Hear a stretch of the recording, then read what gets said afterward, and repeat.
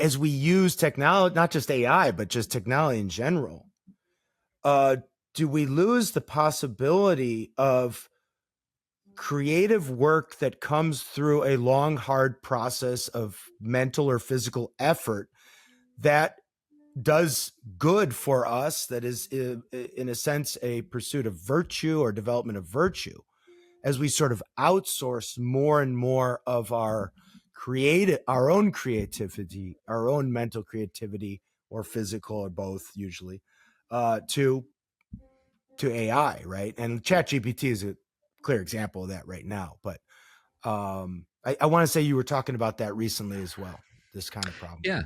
Well, I think that, a really good uh, uh, person to refer to on that particular matter is Matthew B. Crawford, the guy behind Shop Class of Soulcraft. I don't know if you guys are familiar with that book. But yeah, there's a kind of atrophying of human competence in a range of areas because we've become more and more dependent upon technology, just generally speaking. It reminds me of an argument that I heard that Booker T. Washington made about this kind of paradox. If you remember, Booker T was the guy behind the Tuskegee Institute and was born into slavery. And his argument was, or his observation was, that the whites, the masters, were actually dependent upon the slaves because the slaves were actually capable of doing things, and they Right. weren't. So, you could say, in one sense, they were the masters, but in another sense, the slaves were the masters in the sense that they actually could do stuff. They had the capacities. Yeah. Right. And I think we're going to see that on a vast scale as more and more of our lives are basically all of the. I've heard this term. You've heard of like helicopter parenting, where the parent is always there to kind of save you at the last moment. I've also heard the term lawnmower parenting, where the parent goes before you and smooths the road out before you even come across a challenge. Mm-hmm. And so we the prospect that we could all just become just like grubs of some sort, with just large, pasty, incapable objects that just depend on technology to take care of us, like you see in Wall-E or something. Wall-E, yeah, that right there. I saw that just recently. People get, yeah, it's the Wall-E human out in space. Yeah, yeah, we're that. And I think some people actually would like that, based on the conversations I've had with people who defend AI and all this stuff. Just seemed like think this is just marvelous. I mean, it's hardly a vision of heaven. I mean, it sounds like hell, right? To us, at least. I don't know. Like, it really does. Sounds like if you wound up living in that world, you might as well just think, I must be in hell at this point. I must. There was an interesting BBC series put out by James Burke, book as well, called Connections, where he traces the growth of different technologies, and he takes a different path for each of these, how a clock is connected to a rocket and things like this. But what he started with was, he said, suppose there was like a major disaster, an electromagnetic pulse, and nothing worked. Yeah. What do you do? How do you survive? How do you, how in one of these dystopian ideas, in the Walking Dead, or, what do you do?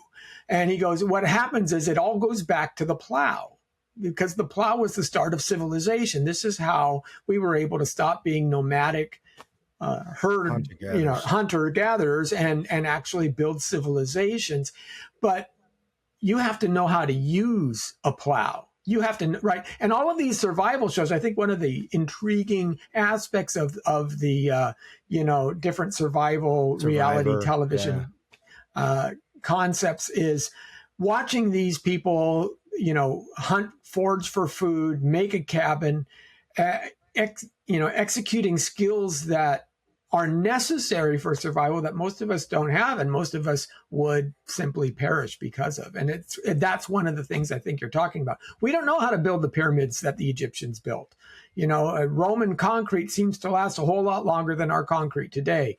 Nobody can even make a Stradivarius violin, for crying out loud. And not even to mention the realm of art, right? As opposed to engineering, where it's like, we don't really have an aesthetic anymore. No, our aesthetic I can tell in the West. But there are real losses that we see. Absolutely.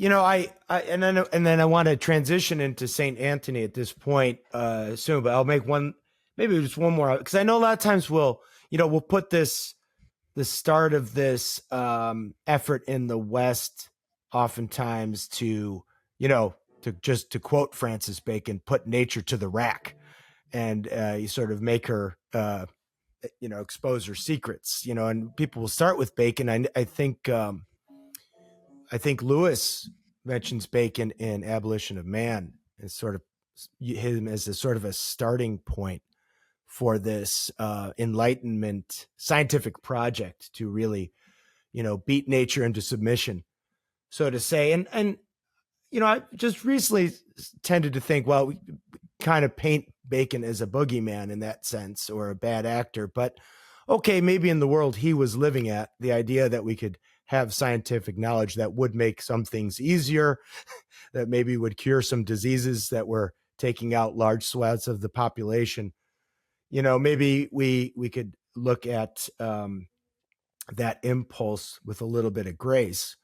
But now it's like, wow, the transhumanist effort here is really just this. It just is this dystopian idea, and we're the one thing that I've always struggled to fit into my theological framework is the amount of power that God actually gives to us. This is the most frightening. One of the most frightening things is that we would have this kind of capacity at all.